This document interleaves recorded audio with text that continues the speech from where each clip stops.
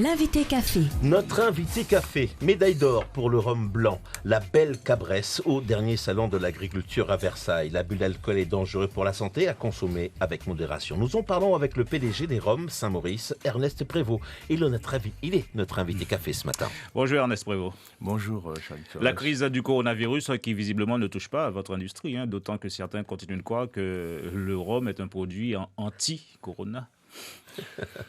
Pas anti-corona seulement. Je crois que c'est un médicament qui sert à tous les niveaux, quoi, et qui est aussi agréable aussi à consommer avec modération. Quoi qu'il en soit, à consommer avec modération. Alors, cette médaille d'or au Salon de l'Agriculture à Paris, à Versailles, forcément une fierté pour vous, j'imagine? Je crois que c'est d'abord une fierté pour la Guyane, parce que ça a permis effectivement, grâce aux moyens de communication que j'ai pu avoir de la CTG, pour mettre en avant la médaille, effectivement, mais aussi la Guyane, parce que ça a permis de parler beaucoup de la Guyane.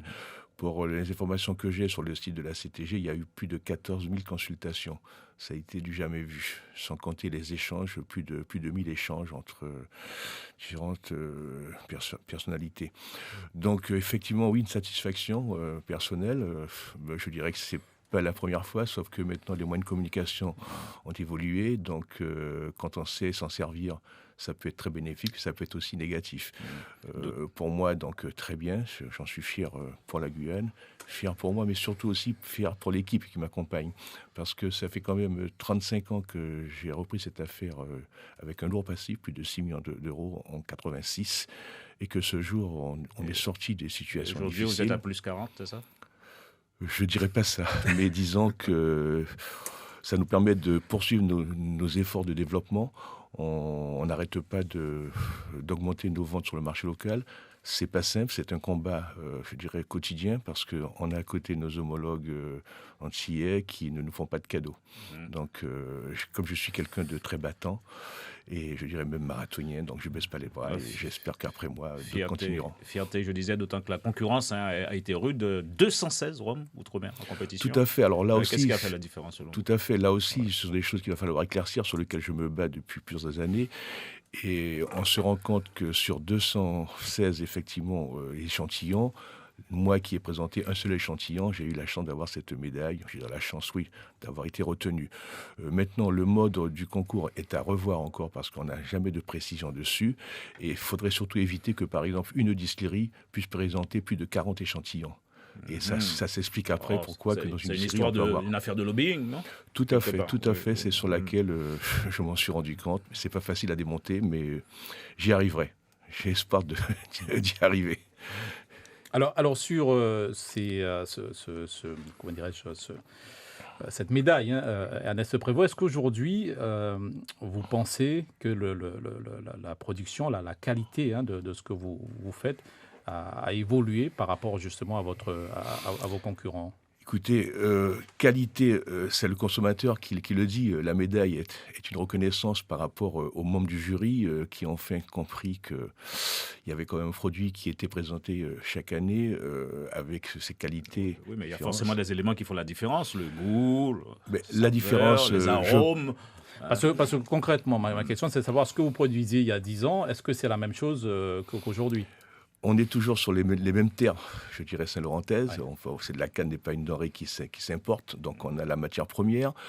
On a peut-être une petite différence qui a changé parce qu'auparavant, on était directement producteur de la matière première, donc une centaine d'hectares de canne à sucre. Là maintenant, vu la proximité des champs de canne de la ville, puisqu'on est à 4 km pour la distillerie et 6 km pour les champs de canne, les incendies successifs ont fait que j'ai dû m'astreint de poursuivre la production des cannes directement. Donc je suis passé en initiant des petits planteurs qui se développent avec une diversité de lieux, puisqu'on a des cannes qui nous viennent aussi bien d'Apatou, de Mana et de la région saint-laurentaise, mais avec de petites surfaces. Donc tout ça fait une conjoncture de différentes matières premières qui m'apporte aussi une fraîcheur parce que au niveau qualité. Voilà le secret de la qualité. Oui, mais je peux comprendre bien que je ne peux pas vous dire. Cette diversité de cannes.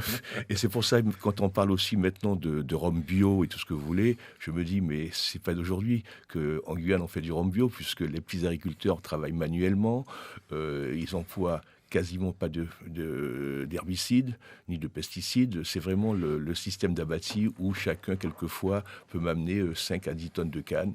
Et tout ça fait une composante. À moi maintenant de trouver un profil sur lequel j'essaie d'être au mieux. Et je dirais que ma médaille, c'est le consommateur guyanais et qui en a pris confiance.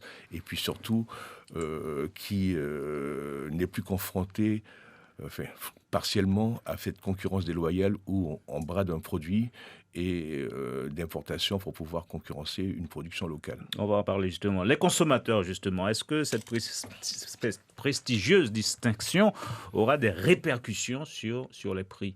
Une bouteille, aujourd'hui, 8 € actuellement sur le marché, hein, un peu moins. Écoute, un peu moins. Tout dépend des distributeurs, parce que vous savez, il y a une concurrence énorme entre distributeurs.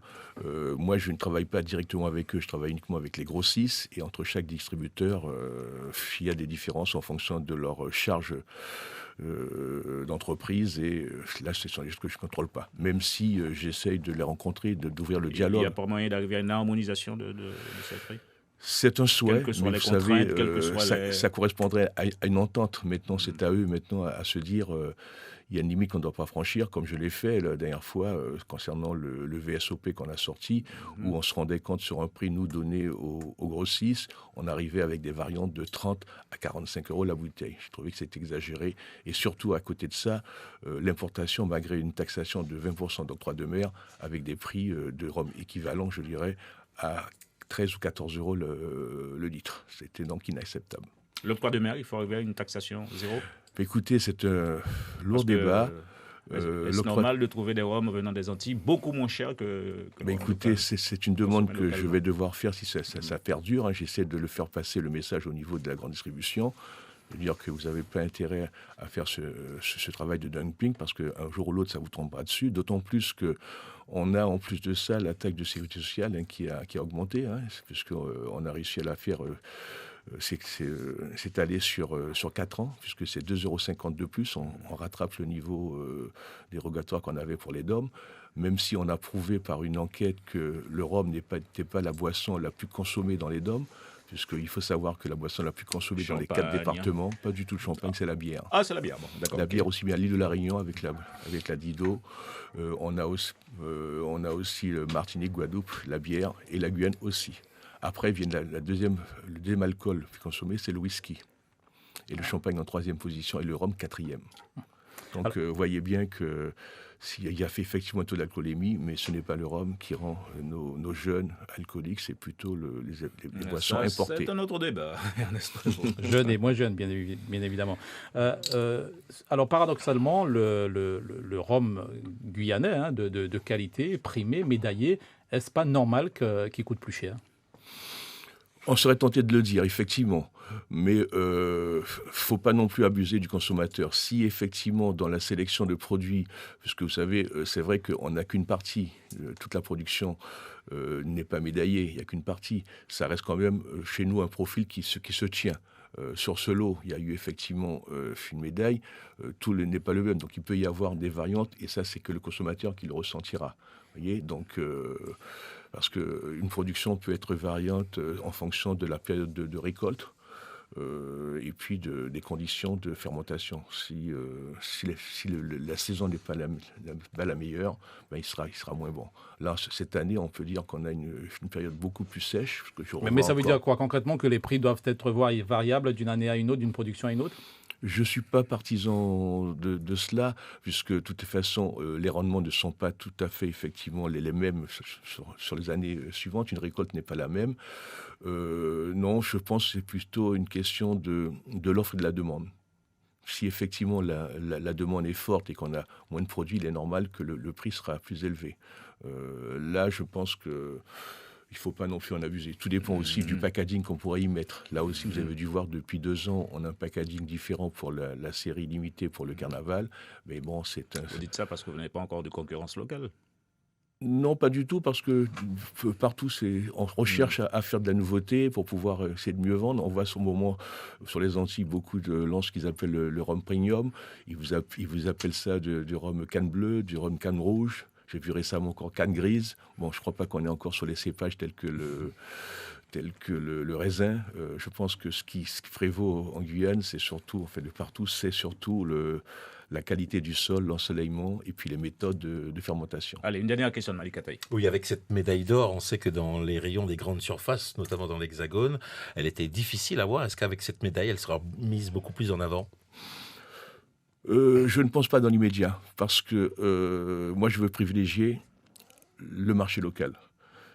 Sur le marché local, vous dites tout à l'heure, une concurrence d'importation.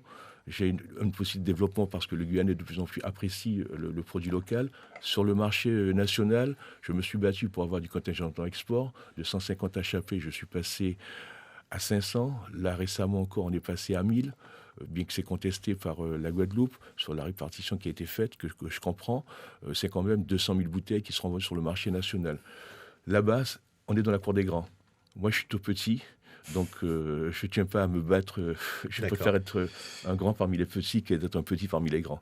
Ernest Prévost, voilà. Il est trop tôt pour vous offrir le petit punch. À défaut, on vous offre le café après l'émission. En tout cas, vous savez, ça, c'est vous qui le dites. Il n'est jamais trop tôt. Tout dépend à l'heure à laquelle on se lève. Je parce ne que voilà, si vous étiez effectivement de souche, je dirais, rurale, vous savez bien qu'on appelle ça le décollage. Bon. Et ça permet d'avoir de l'énergie pour la journée. Et puis on peut se dire qu'il est toujours midi quelque part. Dans le monde. Aussi. Bon, messieurs. Merci à vous d'avoir posé à nos questions ce matin. et je vous en remercie. Bonne journée. L'abus d'alcool est L'invité dangereux café. pour la santé. Suivez l'info sur Guyana Première, télé, radio et Internet.